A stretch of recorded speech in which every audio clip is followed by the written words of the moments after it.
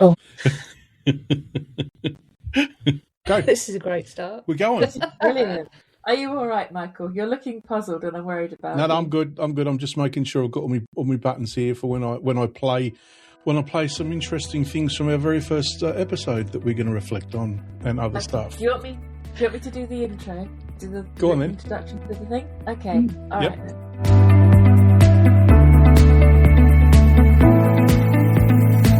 Welcome to the Full Stop podcast. It is 7 years of the Full Stop, and we are here with episode 86 of the Full Stop. And I would think somewhere in the region of something like 200 hours, I should imagine, of content by the time we've actually done all of the stuff and Michael has edited it. I think our original recordings must top somewhere around 200 hours or more. And I would think that we listen to it in probably most countries in the world. I do some statistics on that too. So I would say we're global in that regard. And we are almost on 50,000 downloads, which is a bit of a weird one, just for context, everybody. Downloads doesn't mean listens. We always say that it might be that someone downloads it once and then they listen to it several times. They might just forward that on, and it doesn't necessarily constitute what happens on the website either, or listens on Spotify and other places. But either way, it's a lot of numbers. It's a lot of hours. It is 7 years. And we've got together today to go right back to the very beginning of the Full Stop, when we did episode 1 God, this is the painful thing of listening to our voices. Oh gosh. Michael, yeah, you can laugh, Michael Hughes. You've listened to this already and you just played me a bit and I'm like, oh my God, my voice. Jesus. So the question is, how much do I now sound like Olivia Colman or not?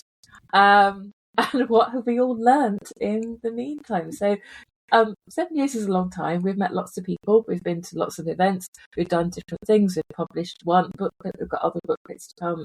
Lots of stuff has changed. And of course, we've got the Full Stop community as well. So yeah, happy birthday, you two. And to you as well. Yeah. Thank you.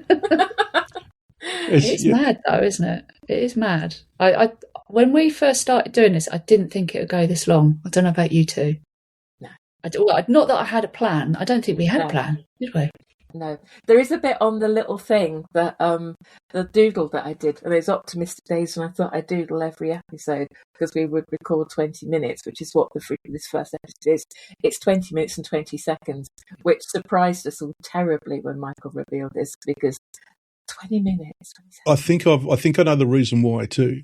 Because in the beginning, because we had no idea, we're asking people, how long do we make these episodes? And yes, Sarah, when we had a chat yesterday, you were right. It was very long, but we condensed it down to 20-something minutes because that was the advice that we were getting. So somewhere, and I don't know where it is, but somewhere there's the full recording of us obviously getting to know each other, talking about our table of 5, all those sort of things. But I only used one example it was Sarah's actually. Yeah. Do you want to know what the first words were on the podcast? Go on. Let's see if this works. Why Scotland? I love the mountains. I'm not a fan of heat. I need to be in the cold. And there aren't many people up there. So it just means you can walk for miles and just see lots of animals and not very many people. And not much evidence of people either. No rubbish and that sort of thing. So they were the very first words on the very first episode of the Full Stop podcast. Sarah. And you know what, Sarah? You have so not changed. I was just going to say, the misanthropic anthropist. But oh, wow. That's so you. There you go. Oh, it's a short episode. Bye, everyone. Oh, it's so weird hearing yourself, though. Isn't it? Oh, it is. It is. Ah, it is. But anyway, back to what I was saying about the doodle. I actually put on there, flying by the seat of our pants, and drew doodled a pair of Y fronts because actually we were very much flying by the seat of our pants. No real plan to do. Well, we had a plan because he wrote down the plan for that the BBC Rachel Bland Award. But I think beyond doing a podcast or maybe perhaps getting shortlisted or winning it, maybe would have been good. I don't think there was any other plan, was there, really? Just record it. 108 was the first sort of lot of downloads we got. I remember it being 108. And we thought, oh, wow, 108 people downloaded the first episode. And now we'd be thinking, that's a bit crap. Yeah, that would actually be terrible now. Something would have gone wrong if we only got that many. But 108 for a first episode, that's pretty amazing, isn't it? Yeah, it's good. You know, but I don't think we didn't advertise, did we? We've not really done it that way, have we? No, we haven't. We've never actually commercially advertised at all. Nothing. But when you think about it is a very niche topic in that it's only our community that's going to listen to it. And because we don't advertise, I think we've done really well. Yeah. I think we should feel proud of what we've achieved so far. Yeah, I think collectively. Bear in mind it's our listeners as well. But yeah, we've never paid for anything in terms of advertising, so I've never paid Meta any money, which is great. It's just organic, word of mouth, everything that we've done. So yeah, social media, best that you can. So yeah, for a niche topic, I think that's incredibly hard to do. I sort of admire anyone that starts anything in this area. You know, I think knowing that how hard it is to actually get that traction, particularly I think when you're talking to the media, I think at large, beyond social media, but actually press and things like that, it is so hard to get traction for that, and it can just be exhausting. Sometimes it's better to focus on what you've got rather than reach out. But yeah, it's yeah. So there you go, Sarah, Scotland. And I still love Scotland.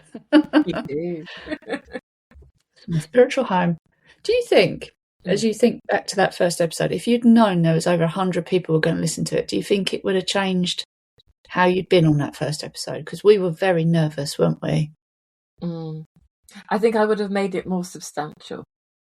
I think we were so busy getting to know each other that in a way it's kind of I think what's changed the most is that actually when I'm sitting doing anything now, and probably fairly early on, but maybe not that first episode, is thinking of the audience. What's that person at home sitting and thinking about? Because I think we didn't know the audience then. Not really, not the way that we do now. We hadn't met anyone at all. So we were just sat here, the three of us. We knew each other and we knew some people from Fertility Fest, but we didn't really know much more than that.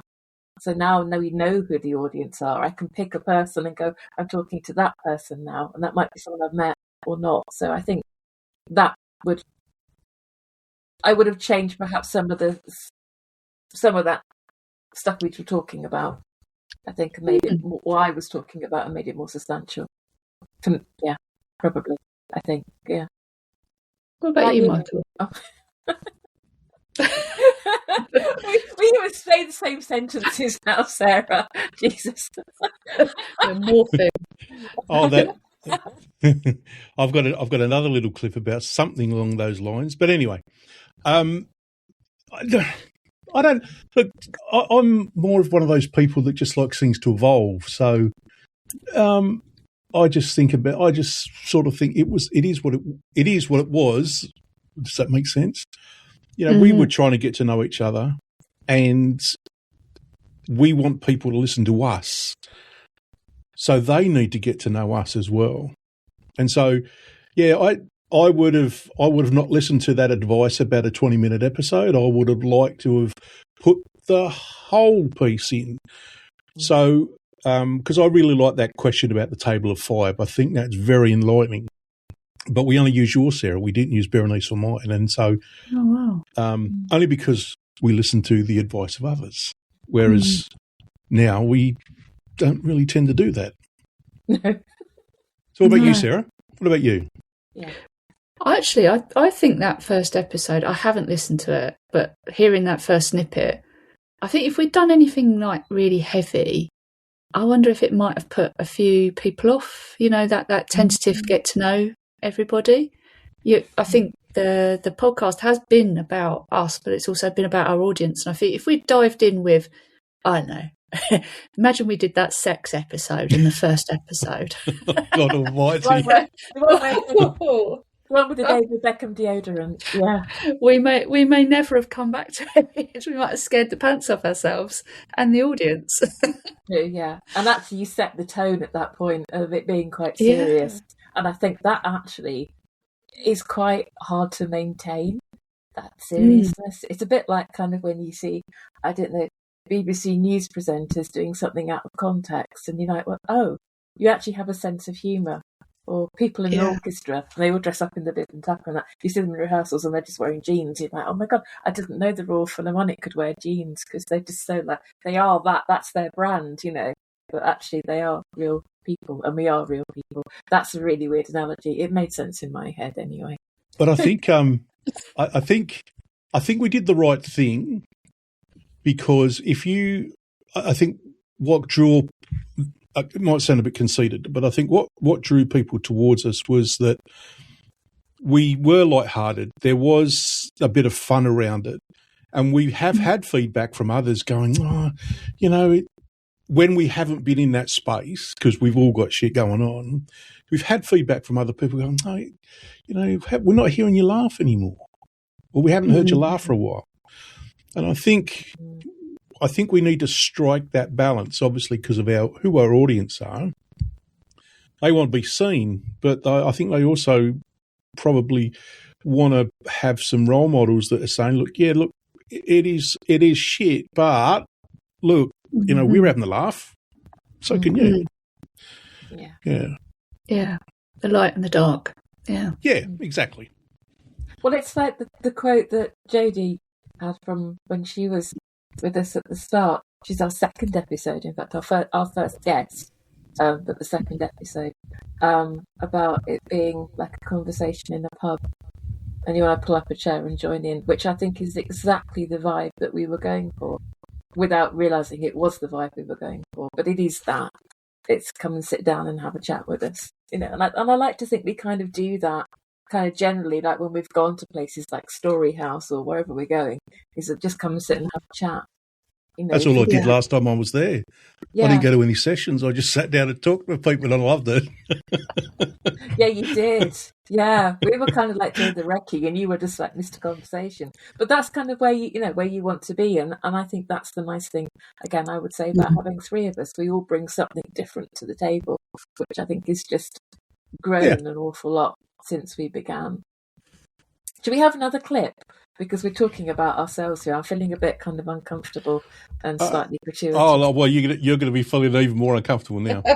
Oh, God. Because when I was going through the very first episode, I'm thinking, we didn't actually, I don't think we actually talked about childlessness once. Did we? Oh, actually, no, we might have done. Sorry, we might have done. But it was interspersed, with things like this. Sarah, what would you be having? Mine's real ale. Lovely. Not lager. It's got to be proper beer, chewy Oh, beer. Me too. I love you even more than I did before. It has to be. I would drink cider, but cider and I get a little carried away. It's not good. But real ale. Oh yes. I'm much the same, but I like dark beers. I like a stout. One of my favourite drinks is Theakston's Old Peculiar. Yes, I like that, but I like stout. Now, I'm going to stop it there because it goes on to you, Berenice, talking about being a cheap date and other stuff. So, we'll leave that. On. Yeah, we'll leave that. I don't drink anymore. There's a big change in 7 years. God. I don't know that 7 years ago that I would have even thought that, but no, I don't drink anymore. Don't even miss it. Don't even care. Doesn't even be like a thing. I have to remember that I don't. I was like, do I not? No, I don't drink anymore, do I? There you go. So that's probably why Theakston's kind of their shares of maybe, I don't know. Haven't they closed lots of things down? I'm not sure. But yeah, no, I don't drink. Oh, I've forgotten about that. You're still fantastic, and I adore you. So there we are. That's fine. That hasn't changed. So that's cool. That's sound. Good. I sound like Olivia Colman. Jesus. Sorry. I was trying to find the clips about you and audiobooks, but do you think I could find anything? What's that one? Don't you remember? No, honestly, I can't remember last week. Okay. It's in 7 years the menopause has hit, so yeah, I'm just because one of the things Vicky loves hearing the sound of your voice. Okay. Yeah. And I know we had this conversation where we talked about maybe you could do audiobooks, Berenice. Oh, yes. I think I remember. Yeah. No, I've actually had since then a couple of clients who said, would I record their audiobook for them? Oh, wow. Design clients, and would I do that? I was like, no, not really. I'm useless at reading from a script. I just can't. I couldn't. I'd be terrible. I do read to the dog. I wanted to say that Molly loves reading time, so I will sit and read to the dog. So yeah, Moles gets read to, but no one else. I always find that weird that people think that my voice, that there's something about, that they listen to my voice. I'm like, I find it weird. Not that they are weird. That's fine, just for context. I think it's great that you find it secure and a nice voice, and that's what people have said. They think it's a voice that offers security. So thank you. It's a really lovely compliment, an absolutely lovely compliment, and I take that and treasure it very much. Thank you. Who likes listening to themselves? I mean, it has taken me ages to get comfortable to editing the podcast, because I'm listening to myself every time we do an episode. I can hear every every and I'm thinking, fuck, can't you string a bloody sentence together, you dickhead? But we love your voice, and it's really lovely when you send us a voice note when we're talking behind the scenes, when you just send like a voice note, and we always start with weather chat. We know so much about the weather. I know exactly what to pack when I go to Australia, because we get so much weather chat in. Great. Well, it's actually beautiful here today. It was probably about 21 degrees, so it was, on the cool side. No. Lovely autumn's day. Cold here. It's freezing today. Right, go on then. Another clip then. All right, so I apologise to you now, Sarah, but these are just some of the funny stuff that came out, all right? Okay. You seem to star a lot in the very first episode. but it, again, I think it's great that the way that we set the tone on the first one. So let's just hear about other parts of Sarah's life. He's taken on, I think it was RBS, because they built on some public land in London and then banned people from walking around like a little triangle of land outside. So he did a 10-mile walk around their little triangle of land just to annoy them. And he's just very funny. He's also my weird crush. He's like in his 50s, but I think it's because he speaks his mind and he does it wittily, and he's just very, very entertaining. I think everyone's entitled to have a weird crush. Mine's Paul Whitehouse, the comedian, because I love him, and he just makes me laugh every time I talk to him. But anyway, so who's your third person? I was thinking like Tony Wright, who's the lead singer of my favourite band, but then I also thought Bob Mortimer, who's another. Have you seen the Bob Mortimer and Paul Whitehouse go fishing? Yes, that's our total programme. I can't believe you want to record this. It's like, yeah. I know, we need to binge watch. Yeah, we'll be very happy. Like Bob Mortimer. I told you, got a weird crush. He's all over the show. He's also very funny. He creased me up. He was on Great British Bake Off in the UK, and he was talking about how he's wearing slippers on set, and that just, I don't know why, but it just made me laugh. So yeah, it'd be a totally random but entertaining table. So that was the tone of our first episode. So basically, my table was just my weird crushes. Yeah. And I'd be kind of around the edge going, let me in, it's Paul Whitehouse. Oh, how bizarre. Okay. Yeah, I guess for context, the first guy is a man called Mark Thomas, who's a political comedian stroke activist who does a lot of... he speaks up a lot around sort of, it seems like random things, but it's all about your human rights, but he does it in a comedic way. So he was doing I think he was walking like a marathon around this tiny little triangle of land outside the bank to protest the fact that they'd stopped people going on it. But yeah, he's still my weird crush. Have any of your weird crushes changed? Because I can't say I've got that much of a weird crush on Paul Whitehouse. I was slightly distracted by Ted the dog. R.I.P. Ted. Oh, Yeah, R.I.P. Ted. Oh, I know, poor Ted. Yeah, do like a dog in a programme. Yeah. Very important. Yeah. See, hence that we also found out that you got Blue Peter badge. Oh, yeah. Oh, there you go. Makes an appearance this time. Oh, hang on a second. I know what I've also got in the drawer as well. This is exciting.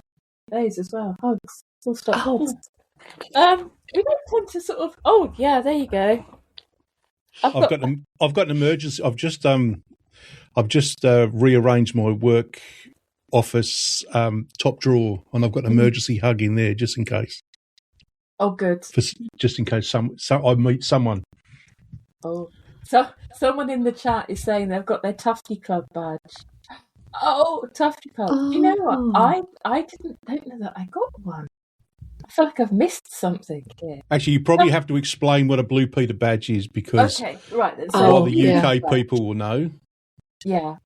Blue Peter badges. Blue Peter is a kids' TV program that is still going on, probably online now, I should think, or something.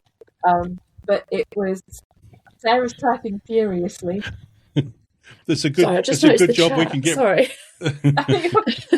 You're going to have to put yourself on mute when you type. Sarah. I'm sorry. No, it's all right. Sorry. Riverside will get rid of it. Okay, let's start again. So the Blue Peter badge. Blue Peter is a BBC program for children that began in the 1950s, I think, something like that. And when I was growing up, well, no, still now probably, the Blue Peter badge was something that you quite coveted, and it got you free entry into things. I don't know if people know that, but you got free entry into certain kind of tourist attractions, which as kids we used to kind of max that out quite a lot. We'd be like, I've got one. I actually had 3, and you could do them for different competitions. So there were things they did, fundraising for charity. They had a horse at one point called Rags. I don't know what that was about, and you could donate stuff for fundraising for things like that. And I think I got mine for drawing. I'm absolutely certain I got them for drawing, and I've got 3 of them. My brother had 1 or 2, I think. I forget what I drew. One of them was the Year of the Child, and I had to draw a postcard. I do not know what the others were at all. Yes, so that's why I have them. But you could put them on your coat, and then you go to places like the Tower of London. I remember going in there for free. Like, got my badge, and I was like, "Oh, you can come in." It felt like royalty at the time. Yeah, it was quite good compared to what the Tufty Club was, which Tufty was road safety, I think, if I remember rightly. Something like that, Tufty the squirrel. Obviously didn't get entry into free tourist attractions. So a whole conversation going on in the chat here about actually that Tufty was a bit tight. Something rude word. I'm going to ignore that. But can I just say that's the other thing that has changed about the podcast that is so lovely is that now we used to do it in Zoom and we didn't have an audience. We had nobody in, and then we moved it so that people could come into Zoom, and we had this complicated thing where we had to kind of turn microphones off, turn cameras off, and do things. Now it's on Riverside, so you're hearing it a lot better. The quality is better. Michael does the most amazing things with the audio and the editing, and took the decision to upgrade us, which I think is amazing. So thank you for that, Michael. It's made a massive difference to the quality of our listen. And we also have a chat. So there's a public chat, so you can come in as from our community. So you join the community, and then you get the link in there to join in with the audience, and our audience are here, and they're all kind of having a little chat on the keyboard. They're not chatting in person, but they're just chatting, and they can ask us questions and that of our guests in real time. And that's a really lovely thing to do, because we now actually have a better connection with people than we did before, because I think podcasting can feel quite lonely. I would not want to do a podcast on my own. I'd find that really weird. When we started off, of course, we had the 3 of us to bounce ideas off, and we still do that now. And it's really lovely to know now that we actually do know people that listen. We know what they look like. Sometimes, not everyone, obviously. That sounds a bit stalkery. I don't mean like that. We've met some of you. We know where you live. Not all of you, but we've met with some of you, and it's really lovely that we have been able to do that. Yes. I'm glad you caveated that. Yeah, I know. we don't have I'm going to track you down. Yeah, yes.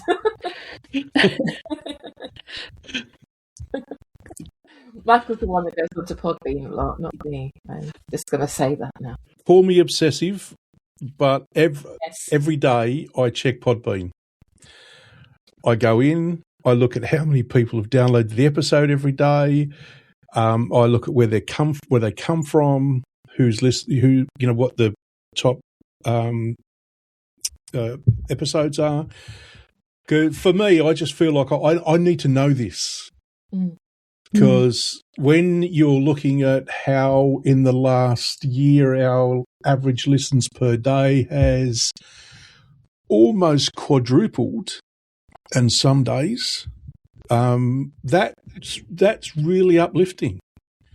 It shows that more and more people are discovering, what we get up to. Yeah. Yeah. So it's and then our episode about preparing for dying was for us was a really big episode, really, really big. So yeah. Call me obsessive, but I check every day. I'm the polar opposite. I don't, because I'd get stage fright.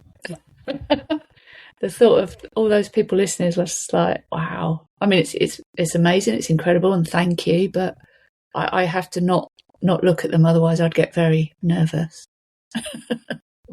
Yeah, I can understand that.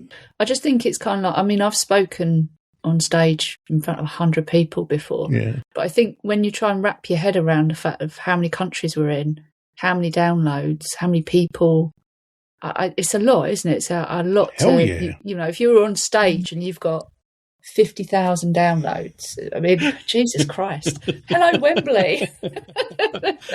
Hang on, have I got atmospheric soundtrack here to put that on? No, I haven't. I'd say you have been on stage, Sarah, because you were doing.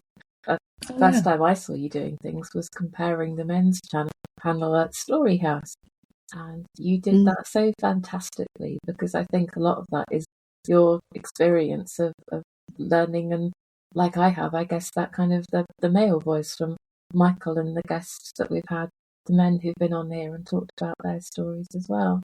So you're fantastic on stage, but I think you're right.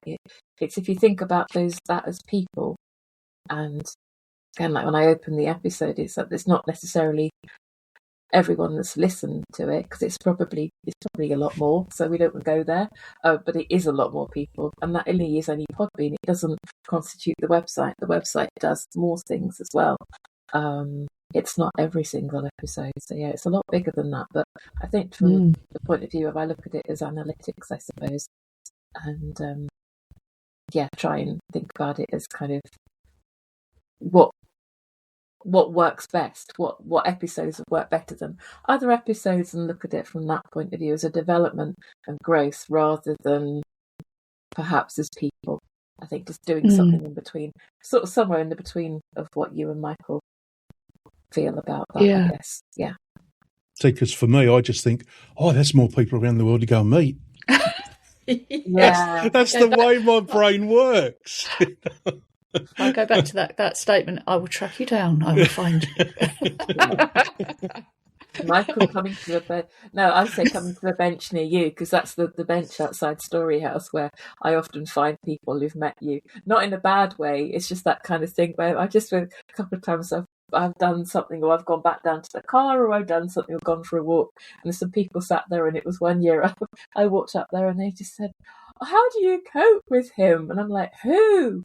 Michael, what do you mean? He just says so many lovely things. How do you cope? And I'm like, well, you've got to get to know him, really. And he also says some really interesting things, but it's fine, you're okay. And it's like turned out into like this sort of little therapy session about kind of the impact of some of the words that you have said.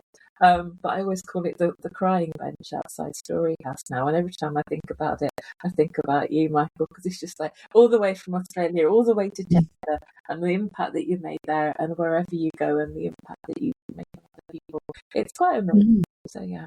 Thank you. Yeah. Well, you came up with our tagline, didn't you? You are not alone. That I think you coined that, didn't you, on the very first episode? Correct me if I'm wrong. Yes, Yep. we did. Yeah. Yeah. We've kept it. We did. I would love to hear some of the original things that you did, because I can remember that it was, you kept sending us through the files for the intro and the outro, and it was like, in fact, I've got a T-shirt with it on. Last night a DJ saved my life, and I was like, people go, "Oh, that song," and I'm like, "No, actually, it just reminds me of Michael in the podcast," because it was just something a bit like, this is a bit kind of like 70s disco pampas grass. Can we discuss something else? Oh God, bloody pampas grass. Yeah, you and pampas grass. Yeah.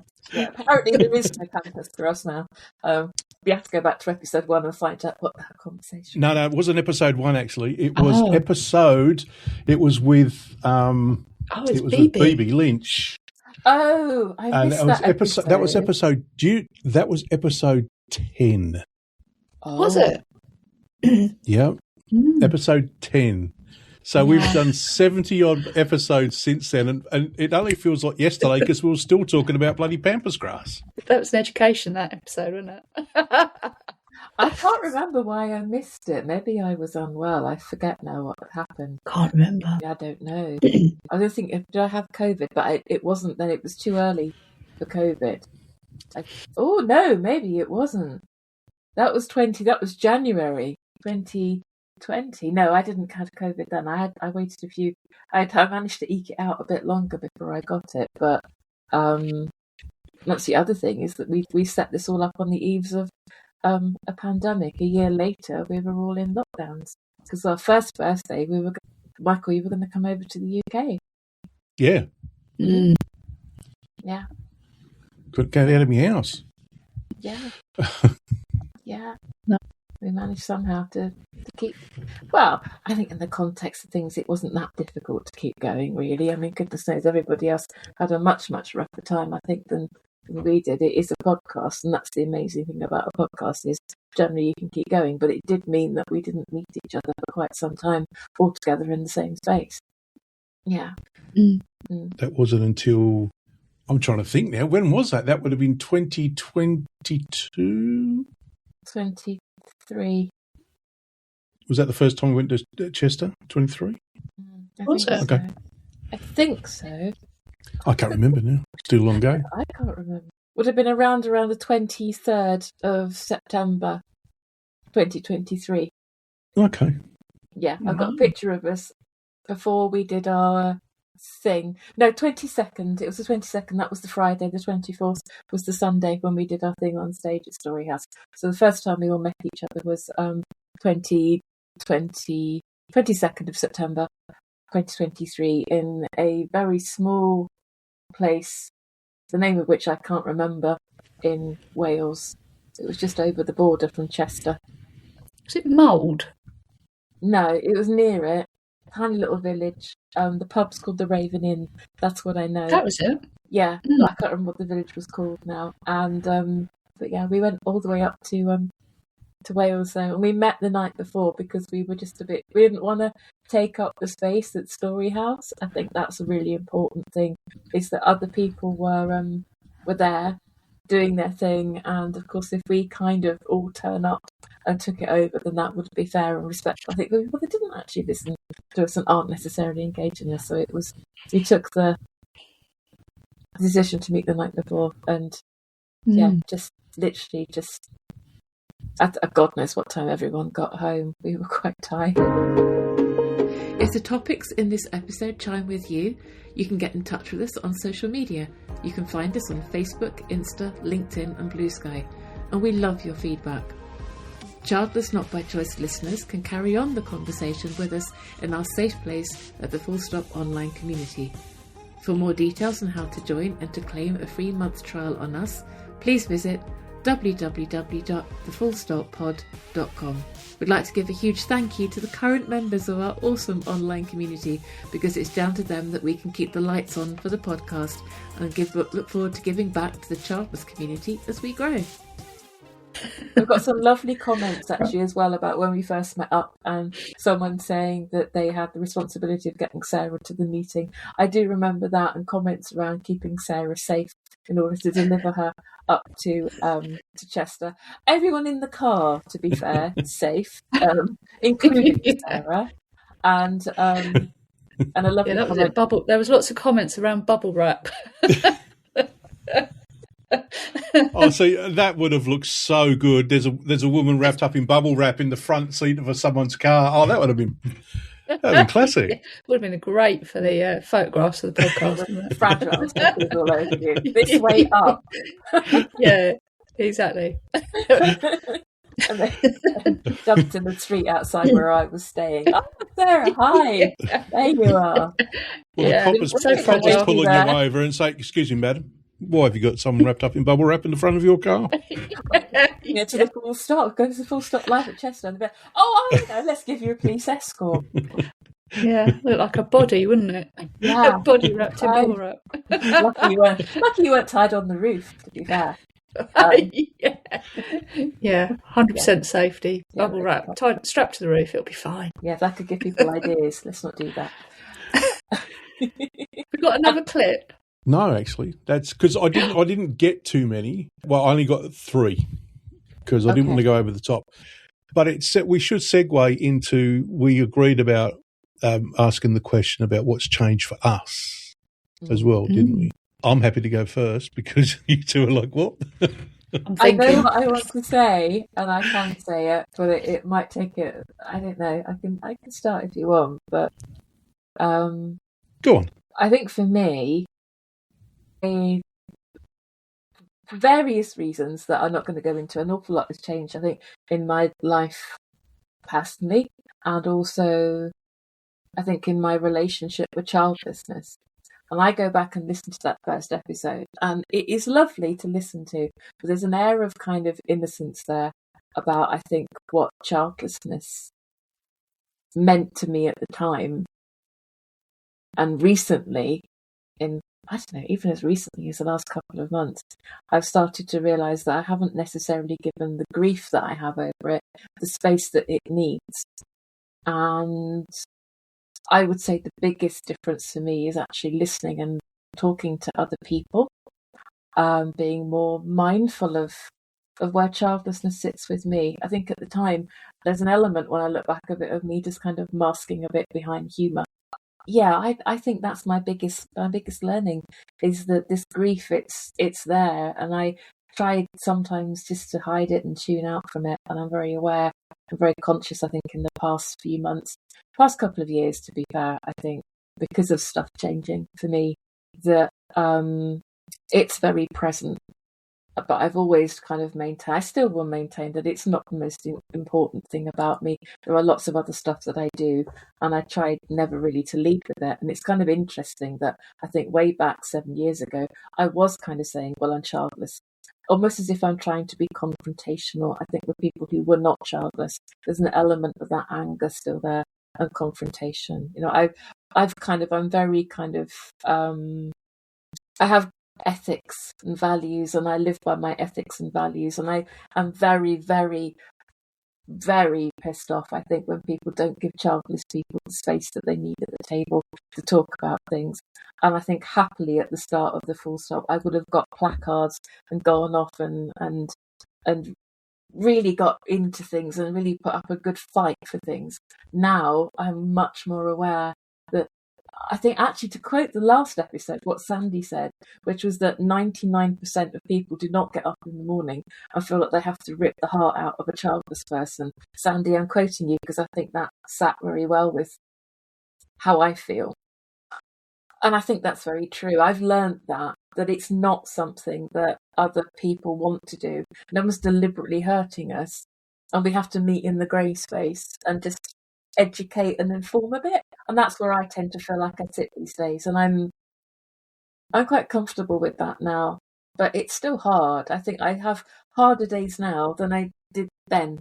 But the difference is that I've got you two, and I've got a whole other load of people that I can talk to about it. I'm not on my own. To quote your good self, Michael, I'm not alone. Thanks. What about you, Sarah? I think the early days you can hear, I think I was masking as well, to be honest, but I was very angry still. I think when we first started talking, it felt like you both were further along than me. What was it, 2019? You know, I hadn't long had my hysterectomy and I was still very, very deep in my grief. And actually, part of doing the podcast for me over the past 7 years has been sitting with other people and getting their perspectives. And actually, I find my childless grief has shrunk. It's not really the foremost on my mind anymore. I find when I sit with guests now, my grief doesn't feel so present. So it feels a lot easier to sit with other people's, especially when I'm working. But I think what I'm learning now is about how aging. I've got quite a lot of grief around the years that I've lost to my grief, if that makes sense.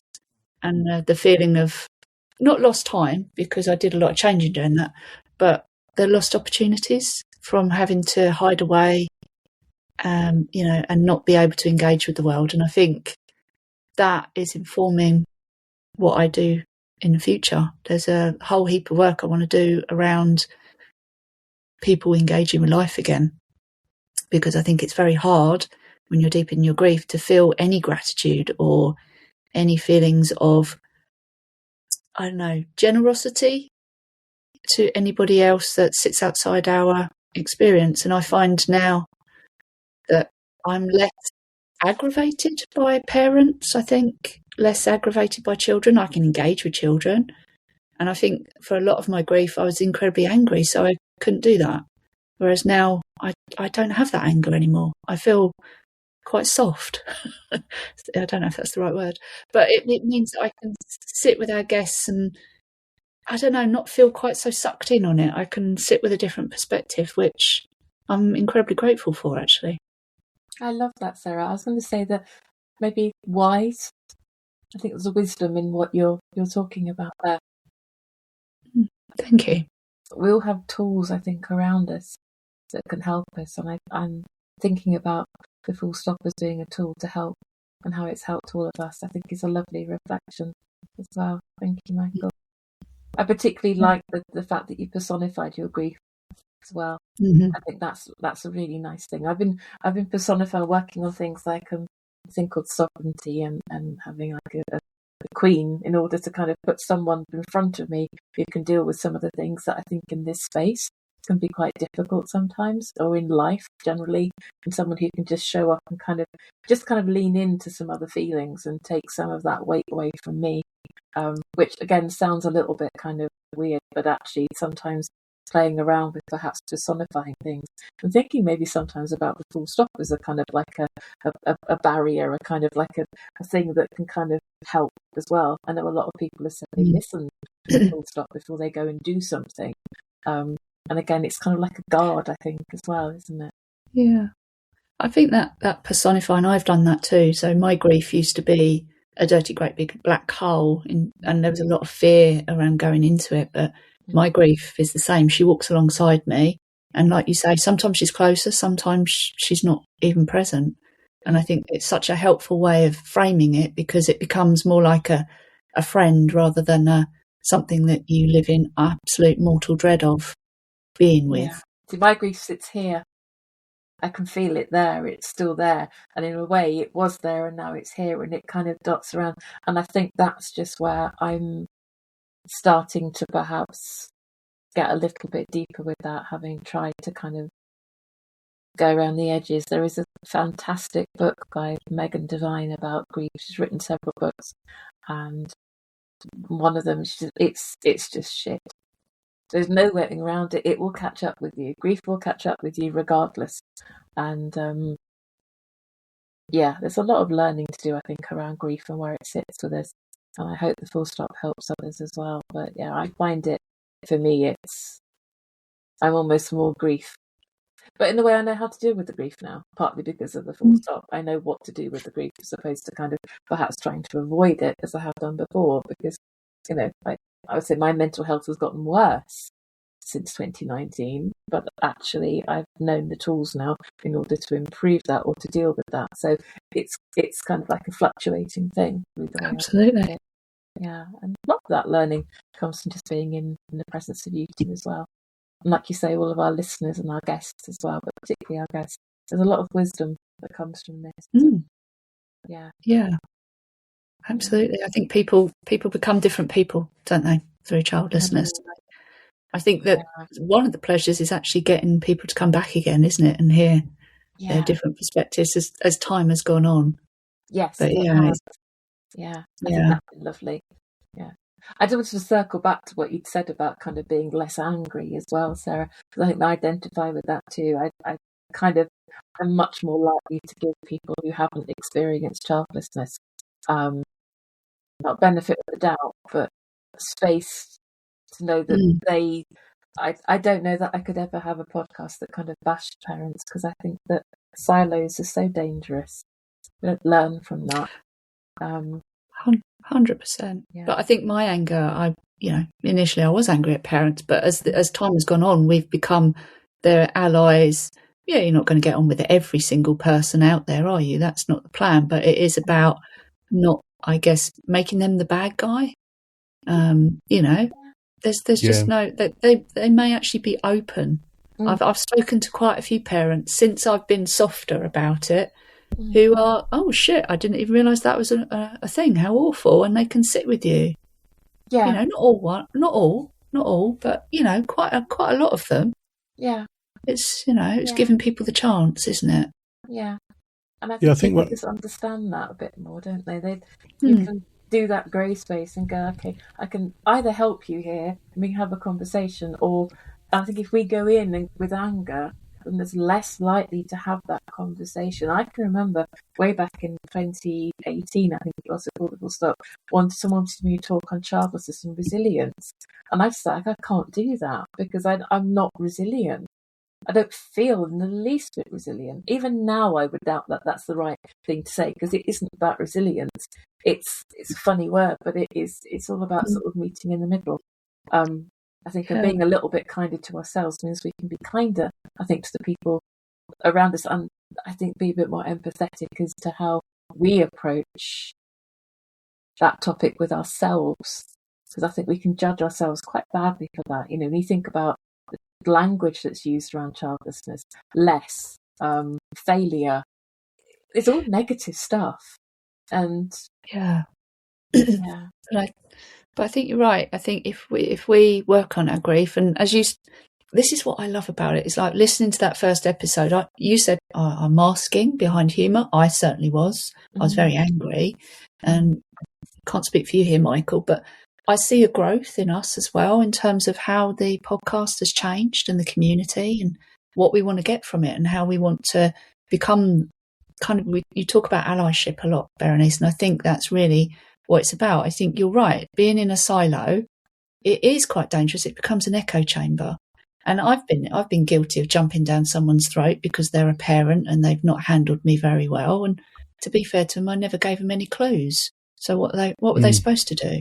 Yeah. So now, because I my grief walks alongside me, but is not always so close, I can be more open. I can speak up for myself, not from that angry place, but say, listen, I don't have children and this is why. And it, not to make them feel awkward, because that's what I used to do, 50 bonus points if I made them feel icky. But now I just don't see the reason behind that. There's no good thing comes of that.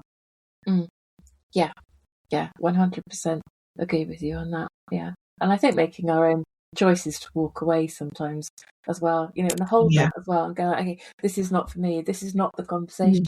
And to know that that's okay. It's all right to go, this is not what I want to do today. And give yourself the choices as well. As we always say, on difficult days, come and have a date with the podcast. Put something in your diary that doesn't matter. You don't have to go to everything if you don't want to. Yeah. I think one of the things for me too, because I now tend to be quite open about the whole thing, about being childless, if you hadn't noticed. one of the things that's become quite evident to me through when I talk to people and other things, and I know I've said this before, but I think it's important to reinforce, particularly the way we're talking now, is that we live and breathe it all the time. And so there's that part of us that thinks, everyone should know, but they don't. Some people don't even know childlessness is a thing, and that was like a revelation. That's the one. That was a revelation to me when I first heard someone say to me, "Oh, I didn't even know that was a thing." I was like, "Of course," because the other 80% of the population don't know it's a thing. And so that's what spurs me on. So from a change perspective, that's what spurs me on to go, right, there you go, I'm telling you about it. And at the same time, I get people I know, because I'm so overt about it, I get particularly men who know me say, great job. It's really impressed with what you're doing, and I get great feedback a lot. I don't think I've ever had any negative feedback. I might get feedback where it's like, "Oh, I didn't even know," or I get people saying, "Well done." And so, I don't think, and I know it's tough, in the griefy parts, but I like to hope that people will learn to understand the way we think now is that it's not what you think the majority of the time. But isn't it nice that actually when we come up with something, we sit and think about the theme, that we're still here talking about childlessness, but it's less about making sure people know about childlessness, but more about here's childlessness and here's all the other stuff, that's the other things that come off it as well, and all the other the themes. And I think it's lovely to have all those resources and other people talking about it, because the landscape of childlessness, I think, has changed. Sometimes it's the negative stuff, like there was a conversation on the No Mum Network actually yesterday about without going into politics, but about taxing childless people, and actually was able to track back and go, well, that was actually 2022, and because a few of us had written articles about it, and people were just like, wow, is that like a thing? And that's really unfair. So sometimes the negative stuff can bring it up and go, okay, this is actually childlessness. Even actually Mother's Day, Father's Day, particularly Mother's Day, there are a lot of people online now going, actually, I find this really hard today because I don't have children, or because I've chosen not to have children. Let's not forget our child-free friends as well, who also listen to this, that actually they also have a tough time with that. But people are now bringing that up in social media and going, this actually really sucks. And there are quite a lot of people talking about that, in as much as it's making a noise that wasn't there before, because I think there's more people around who are willing to go, yeah, I hear you, or even just a like or something, and they're just going, okay, I heard that and I get that, and I think that's because of our guests and the work that they do, and a lot of the guests that we've had do amazing things and go off and do counselling, awareness stuff, loads of stuff, books, poetry. There's all sorts of things going on, and I think that is an amazing thing to have 7 years worth of predominantly guest-led podcast recordings. I mean, obviously a few of them are us like they are today, but predominantly we've always had a guest, and I think that's a wonderful thing. Amazing testimony to all the people that have been on the podcast. So thank you for being our guest. Yeah. And I like to think that we're also playing our part in building up our colleagues in this community. In that, we're collaborating with them so that we've all got this mutual situation we want to bring to the light, and so I think that's another great thing that we do. Yeah, absolutely. I guess the key question though is when are we going to do another episode about sex then? Well, words were going to come out. I think I might have mouthed them at you then, Sarah. Well, thanks. Well, yeah, Michael's going to be like, no, not doing that. I'm just thinking about if I've got any David Beckham deodorant still in the bathroom. That was very funny that you did that. I don't know what statistics were for that, but I think that is one of those things that I truly think that we could really do that episode a lot better now. And it's those episodes. There are a few, I think, where it's tested our friendship. Is that all right to say that and bring that to the space? That I think when I wouldn't phrase it like that. You wouldn't. All right, go on then. Argue with me, darling. It was uncomfortable. Fucking oath. Yeah. Mm-hmm. It was. But I think afterwards, it was. I just felt that was a beautiful thing. I just got something in my head. I'm sorry. A word popped in my head. I have to turn the microphone off. I can only guess what you're thinking. Oh God! Sorry, Ryan. Sorry, there was something. I'll tell you when we're not recording. Anyway, so yeah. How many syllables? Sounds like. I'm not going to act it out. We're not doing charades here either. Thank you. I've forgotten my train of thought completely.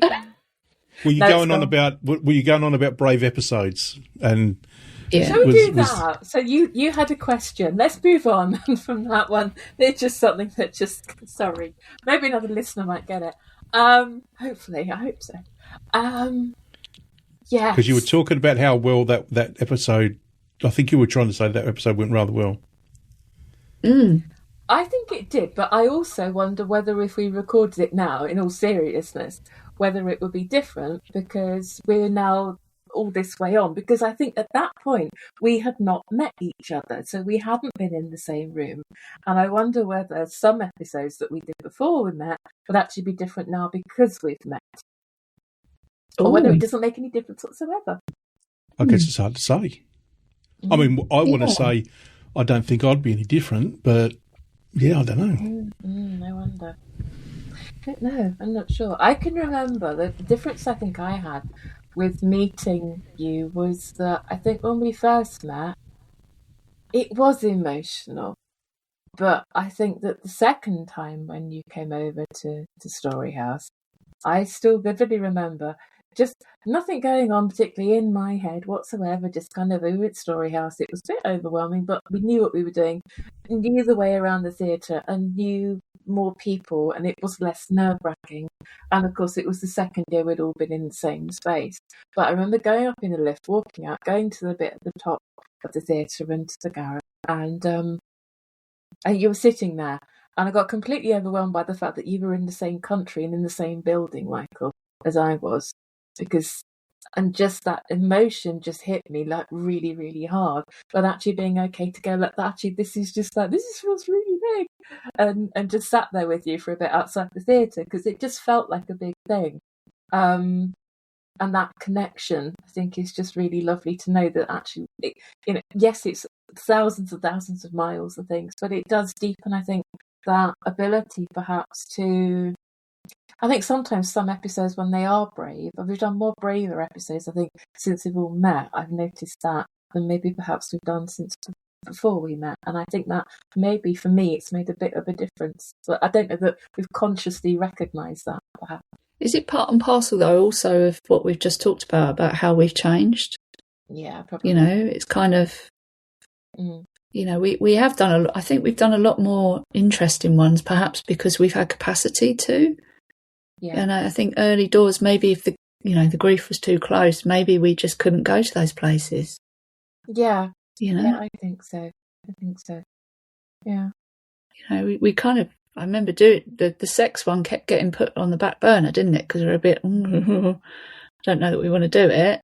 And then when we did it, It's kind of like, I don't remember an awful lot about it. I seem to have blanked it from my consciousness. But then also we've done the IVF ones, because we didn't do IVF, we didn't do baby loss. We've still got endometriosis to do as well, so we've got other stuff coming up that's going to be quite challenging, I think. But we've done those since we've all met, so we kept putting the IVF one off. But again, I wonder if perhaps you're, because obviously I didn't do IVF, so it's not as into my grief, but I wonder if you two would have had the capacity early doors to sit there and talk about IVF, because it is so personal to you both. Yeah, and without maybe anger and blame, for my part anyway. I remember with the walk in our shoes thing that I did, the thing that probably people knew me about before, that I was angry writing, I think, maybe at the time.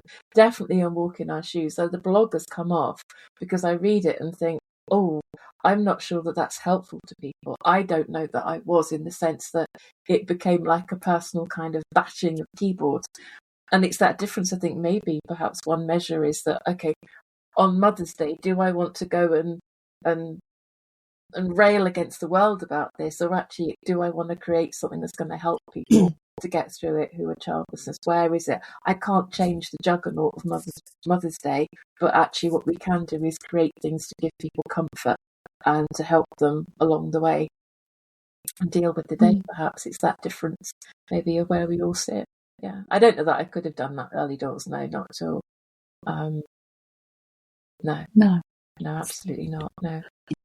Michael, you had a question for us in the that you were going to ask about the episodes. If you were to suggest an episode to your more griefier self, what would it be to help you? Flipping heck. That way we can cut all the silence out. Yeah, I think you're going to have to. I don't know that I've got one for my griefier self, but I've got several in mind that I think I've learnt the most from. Mm-hmm. Can I change your question? Permission to change? No, go for it. Go for it. Okay. I think that the ones I have found the most informative have been ones with people who are single. I have really appreciated the fact that people have been on the podcast and talked about what it's like to be single and childless. And we've had different themes around being single. So there's been aging and there's been single and childless. I think those have been particularly important, I think, to listen to. As I think the easiest way to say it is, I think any episode where we've brought in a theme that doesn't necessarily fit who we are. So we're widening that to bring in other diversities. I kind of want to say that in a kind of like a very kind of loose kind of way, but we've brought in episodes around racial inequality, around disability, around LGBTQIA, all those sorts of things are coming into the podcast, and I think that is just so important to go beyond our lived experiences and to bring in other people's lived experiences, because it's just such a complicated thing. And what I found with looking at the social media and awareness weeks is that we have an episode for pretty much every awareness week there is, because childlessness intersects with the whole lot. And I think that is really, really important. So those episodes just really, I think, are so important for actually the learning for me personally, and I'm very grateful to people that have turned up and done that, because I think it's very enriching. What about you, Sarah? I think when my griefiest self, I think the episode that we did with Sandra and Laurie about pregnancy loss, I think for me would have been the most helpful. Purely because I remember feeling so other. Nobody I knew had my kind of story, my background. And really, when I started looking early doors in my grief, I was looking for, I don't know, people that kind of had my story, if that makes sense. You know, when I went and did Gateway and all that sort of stuff, I was looking for other women that had my story, as painful as it was. But I think if we'd been around Early Doors for me, I think that one would have been most healing for me because it would have shown me women that had a little bit of my shared experience. Mm-hmm. But I think some of the episodes where we've had lots of laughter, I think would also have been very healing because I would have needed to know that it wasn't all dark and doom and gloom. So yeah, there's been lots. I think it's so difficult because when you sort of try and remember all the episodes, you struggle, don't you? Yeah. But the one with BB as well, I think BB, we had a lot of laughs with BB, and I think the every time I see Pampas Grass, I just think about BB. I'm going to put a photograph up in the community that came from that episode, so that just to remind people they can go back and listen to it and then remember this house around the corner. Yeah. Yeah. But yeah, no, lots of different episodes for lots of different reasons, I think. Mm-hmm. What about you? Yeah, what about you, Michael? Yeah. I think for me, if we're talking about the grief for yourself, for me, I think it's the men's episodes that we've done where we've had a handful of guys just talking about the situation because, as you know, we don't do that very well. And I've always felt quite alone. But that's also part of my makeup. But, yeah, I've always felt very, very alone in that respect. And so it was really it was just really enriching to just sit around with a bunch of blokes and just realise that, cool, I'm not the only one, they get it. And because sometimes that's all I need. I just it dissipates that feeling of loneliness a little bit in from that respect. So that would be mine. But yeah, I do. But from a learning point of view, I echo Berenice about all the other episodes. I mean, I've learnt so much, and I feel so privileged to be part of this. To be quite honest, and I'm going to shut up before I cry. Oh, I don't think it's true. There's only one that appeals to my griefy self because again, I think they're all just so inspirational. Like you say, Sarah, it is just literally finding someone who does something, and I think that on behalf of all the people out there who've been through the fertility forums, and then you've sat there and you've looked and you know that you're getting closer and closer to the bit where no positive result. I've put the terms out of my mind now, but there were certain acronyms that were used, and you'd look at people's signatures to see whether they matched yours. They put all the icons in to show what happened to them, and you go like, okay, is that me? My fertility clinics had them, and there was, and all the people in that part where they had not been successful were just, it was heartbreaking.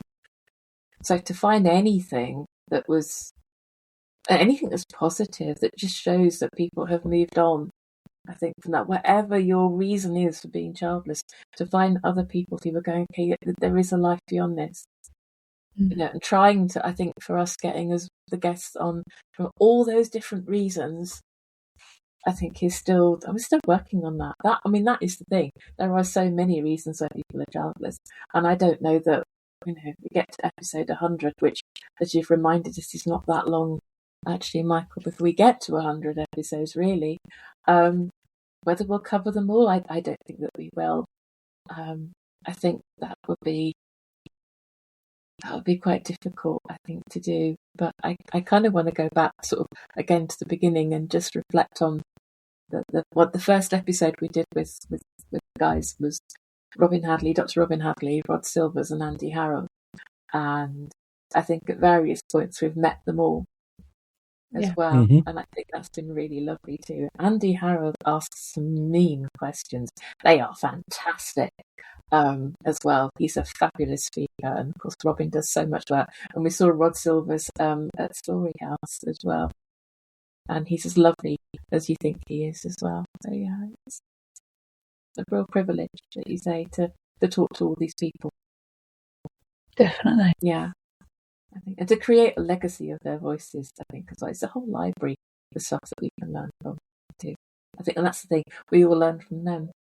Mm-hmm. Yeah. Absolutely.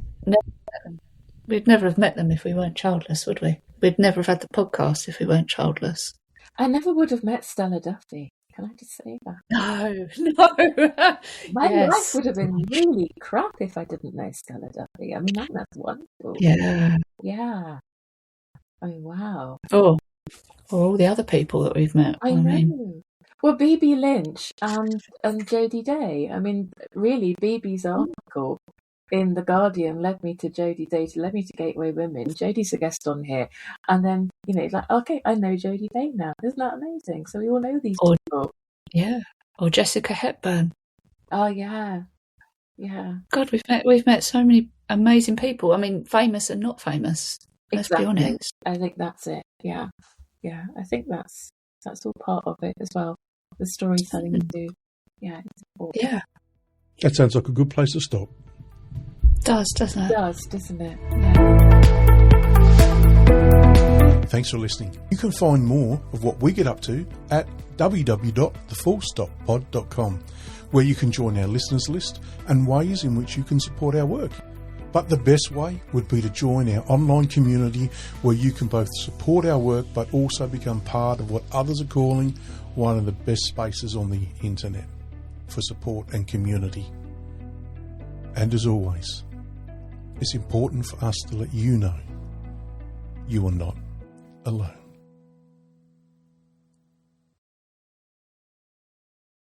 Because that's an hour and a half. Oh, bloody hell, really? Oh, God. It is, isn't it?